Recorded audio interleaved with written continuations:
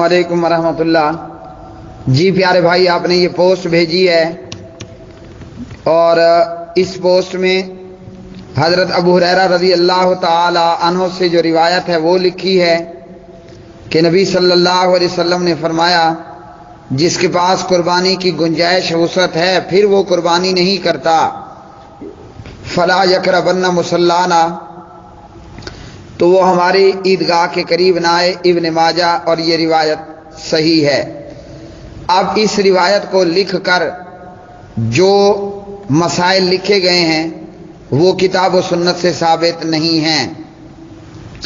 دیوبند اور بریلوی والوں کے نزدیک قربانی کرنا واجب ہے، اور اس سلسلے میں ان لوگوں نے یہ روایت پیش کی، فلا یقربن مصلانا۔ اسی طرح سورۃ الکوثر سے استدلال کیا، اعوذ باللہ من الشیطان الرجیم، فصلی لربک وانحر، اپنے رب کے لیے نماز پڑھ اور قربانی کر۔ تو دیوبند اور بریلوی ان دونوں کے علماء کو اس حدیث سے اور اس آیت سے یہ شبہ پیدا ہو گیا کہ قربانی کرنا واجب ہے یا قربانی کرنا جو ہے وہ فرض ہے، جبکہ حقیقتاً ایسا نہیں ہے۔ میرے پیارے بھائیوں، قربانی کرنا سنت مؤکدہ ہے، قربانی کرنا سنت مؤکدہ ہے، اور اس کی دلیل یہ ہے کہ پیارے نبی صلی اللہ علیہ وسلم جب قربانی کرتے تو آپ صلی اللہ علیہ وسلم فرماتے، اللہم تقبل من محمد ومن آل محمد ومن امتی محمد، اے اللہ اس کو قبول کر محمد صلی اللہ علیہ وسلم اور آل محمد کی طرف سے، اسی طرح امت محمد صلی اللہ علیہ وسلم کی طرف سے۔ اور بعض روایات میں ہے امت میں سے وہ لوگ جنہوں نے قربانی نہیں کی۔ تو قربانی کرنا فرض یا واجب نہیں ہے۔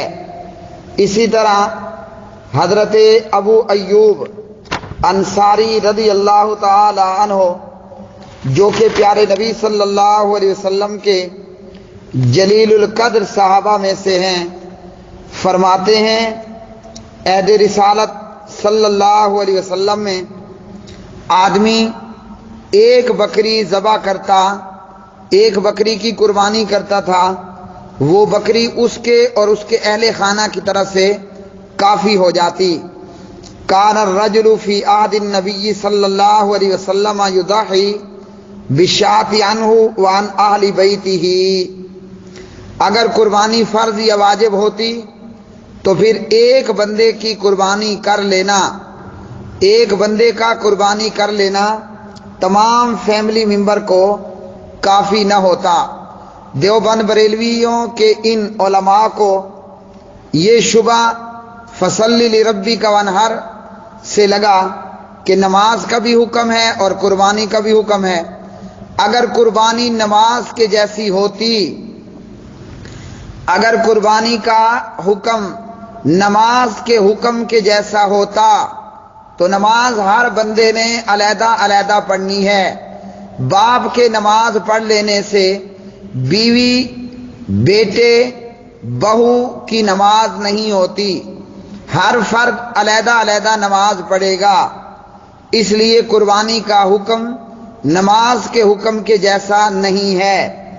اگر قربانی کا حکم نماز کے حکم کے جیسا ہوتا تو ہر بندے نے نماز اپنی اپنی خود پڑھنی ہے، پیارے نبی صلی اللہ علیہ وسلم اپنی امتیوں کی طرف سے نماز نہ پڑھتے اور اسی طرح قربانی نہ کرتے، جبکہ اللہ کے رسول سے سیدہ عائشہ نے روایت کیا رضی اللہ تعالی عنہا، اللہم تقبل من محمد وآل محمد ومن امت محمد، صحیح مسلم، اور اسی طرح مسند احمد اور ابو داود کی یہ صحیح روایت ہے کہ اللہ اس جانور کو قبول کر محمد کی طرف سے، آل محمد اور امت محمد صلی اللہ علیہ وسلم کی طرف سے، اسی طرح ابو ایوب انصاری رضی اللہ عنہ کی یہ جو روایت ہے، کان الرجل فی عہد النبی صلی اللہ علیہ وسلم،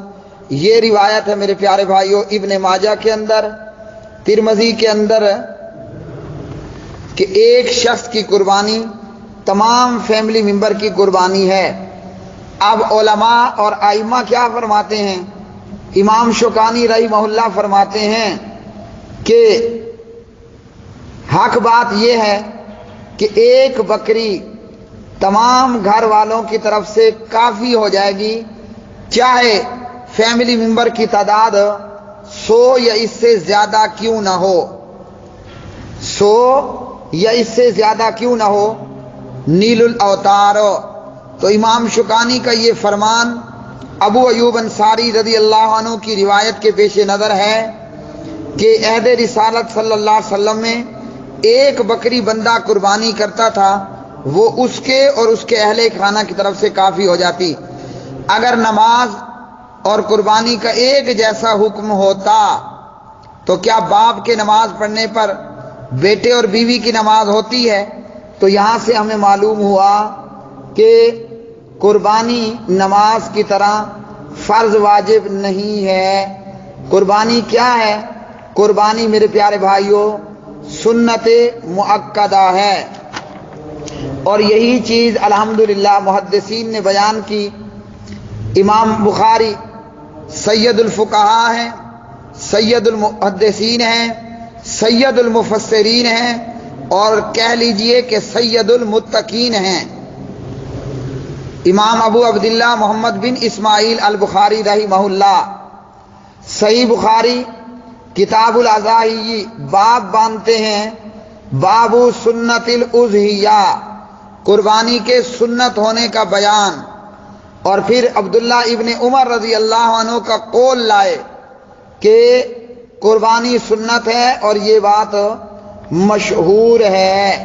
تو اور اسی طرح دیگر محدثین نے قربانی کے سنت ہونے پر ابواب قائم کیے، مثال کے طور پر امام ترمذی رحمہ اللہ اور دیگر نے۔ تو اس لیے پیارے بھائی قربانی وہ سنت مؤکدہ ہے، قربانی فرض واجب نہیں ہے۔ اب اس کے بعد رہ گیا یہ معاملہ کہ اس پوسٹ میں اور علماء دیوبند اور علماء بریلوی محترموں نے ان کو یہ شبہ ہوا اور انہوں نے کہا کہ فیملی میں موجود جس ممبر کے پاس بھی سونے کے نصاب برابر سونا ہوا، چاندی کے نصاب برابر چاندی ہوئی، یعنی 7.5 تولے سونا اور 52.5 تولے چاندی ہوئی، فیملی ممبر میں سے جس کے پاس بھی یہ نصاب ہوا وہ قربانی کرے گا۔ تو یہ بات بھی خلاف سنت، اللہ کے نبی صلی اللہ علیہ وسلم نے یہ نہیں فرمایا کہ سونے چاندی کا نصاب ہوگا تو تب وہ بندہ قربانی کرے گا۔